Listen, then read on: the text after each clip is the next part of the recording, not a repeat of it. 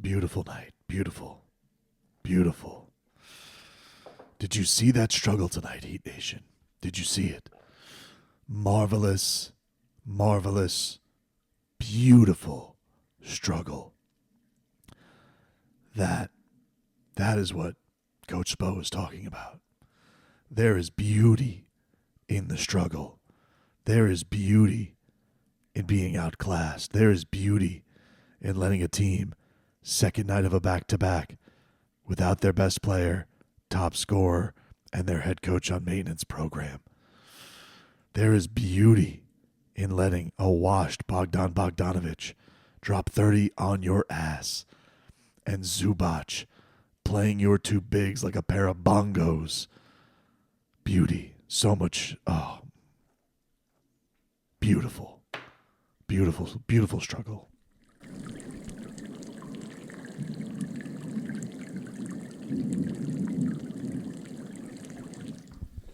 Tonight, you truly could see another inspiring night of Heat basketball where you could just stick here in the mud.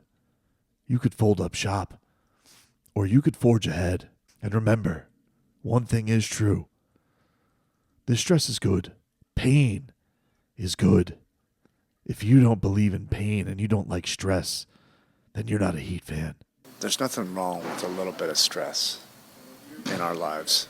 You know, we have a lot of good things going for us to be able to be in this profession, be around each other. But, you know, there is a beauty in the grind, beauty in the struggle. If we just keep on forging ahead, I do believe that there's something beautiful on the other side.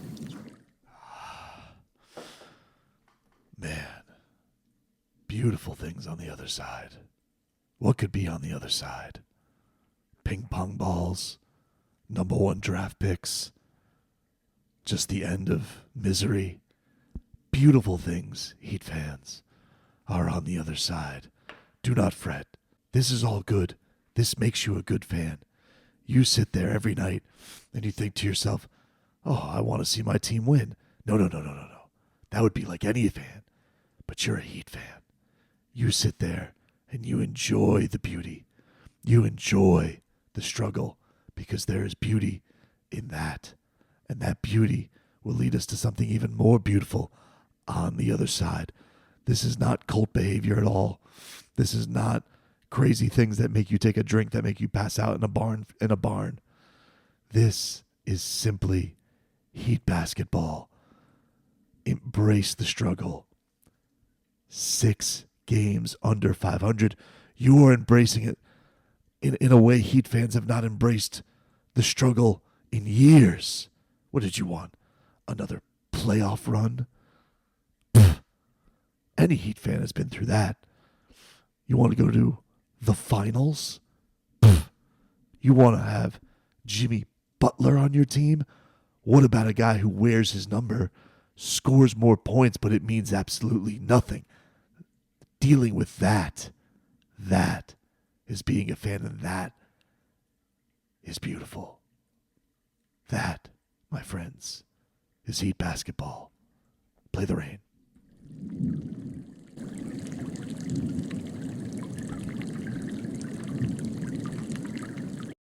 What the hell is this? Definitely somebody who would embrace the struggle would wear a hat like this. I can't pull it off. I'm not saying if you wear a hat like this, you can't pull it off. I'm just saying I particularly cannot pull this hat off. Much like the Heat couldn't pull off anything tonight, man. They lose by 15 to the Los Angeles Clippers. I mean, really, what else is there? Honestly, guys, not to always hit you with bits all the time, but like, what is there to say about this team right now? Kind of an odd game in that, like, Miami was playing uphill the entire game, led 2-0, and then never led again. And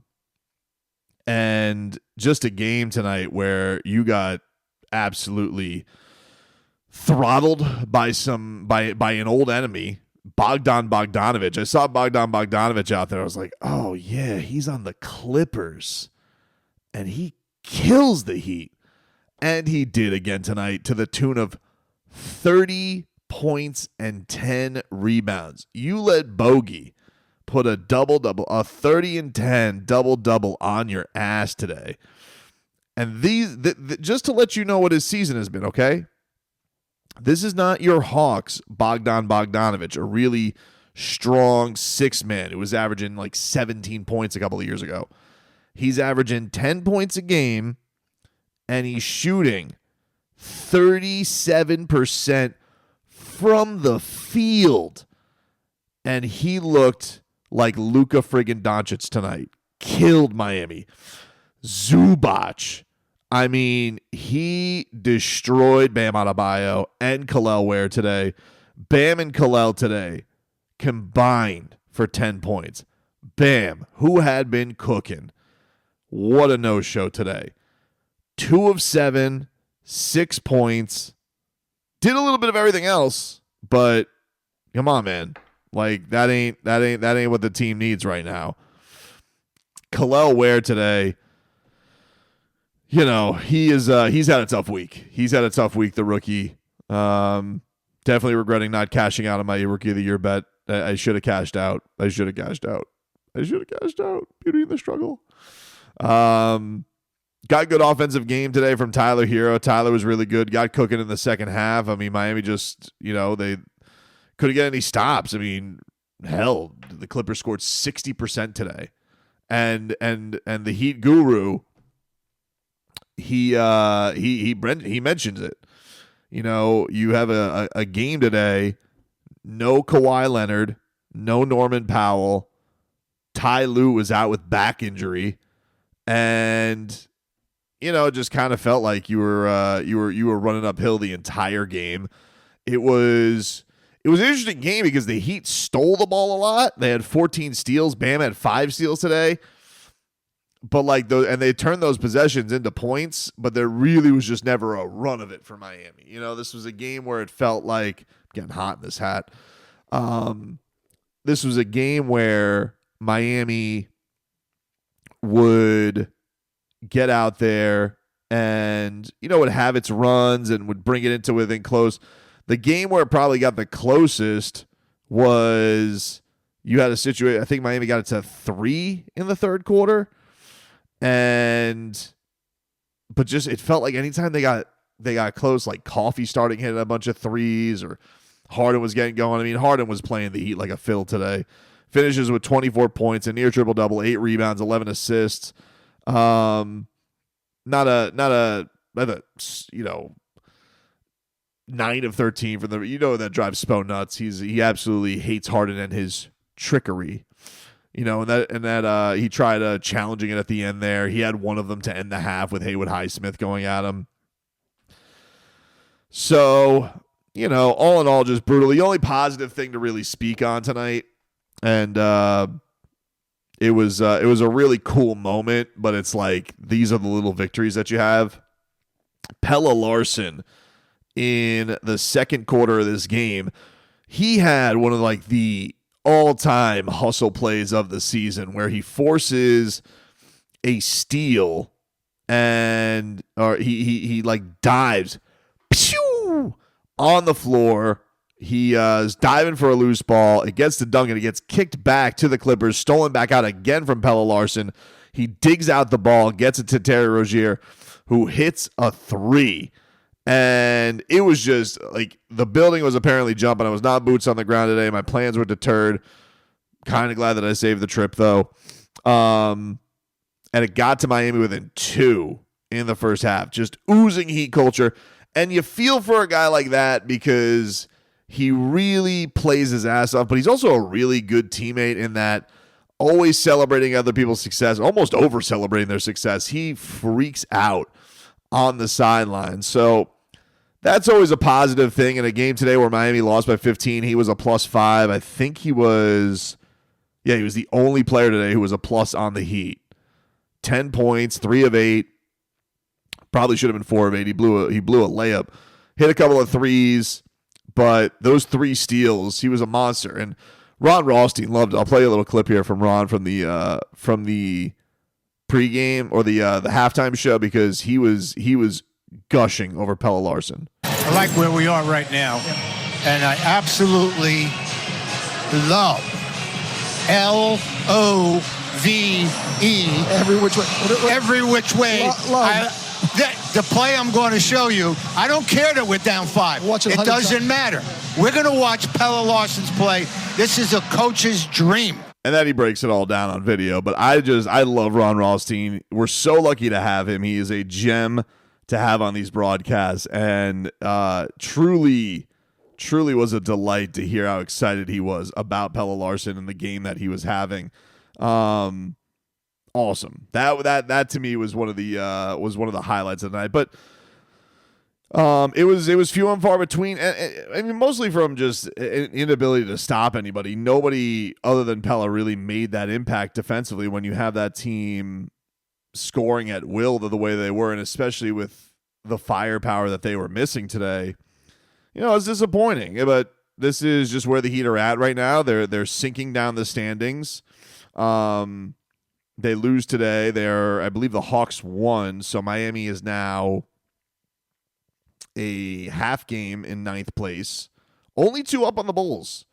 Only 2 up on the Bulls for 10th. And mind you, that is with the Celtics coming up, the Grizzlies coming up, and the Knicks coming up. And Grizzlies and Knicks are on the road. So look, man, tanking bit aside, all right? Tanking bit aside, Miami could end up with an even uglier record here. They are 7 games under 500 for the first time. I don't even know when the last time they were that record. I'm sure somebody has found it on Twitter, but I can't recall the last time that they were that record. That many games under 500. Maybe some early record early on in the season that they were that low. That's a bad record, dude. And you're now 2 games up on the Bulls. And remember, the Bulls just have to tie you because they're already up in the season series. Raptors probably not going to catch you, but dude, who are the Heat going to beat playing like this? Like, who are they going to beat? Honestly, they can't beat anybody. If you can't beat Charlotte and Chicago in your barn, who can you beat?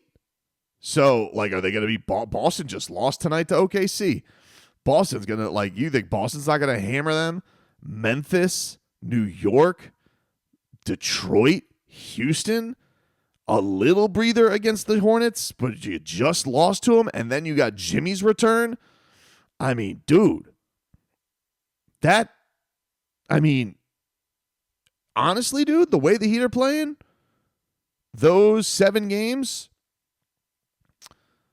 you'd be lucky to be 3-4. Lucky to be 3-4. You probably would take 2-5, and there's a real possibility they could be 1-6. The way they're playing basketball right now. But there's beauty in the struggle, dude. Don't forget.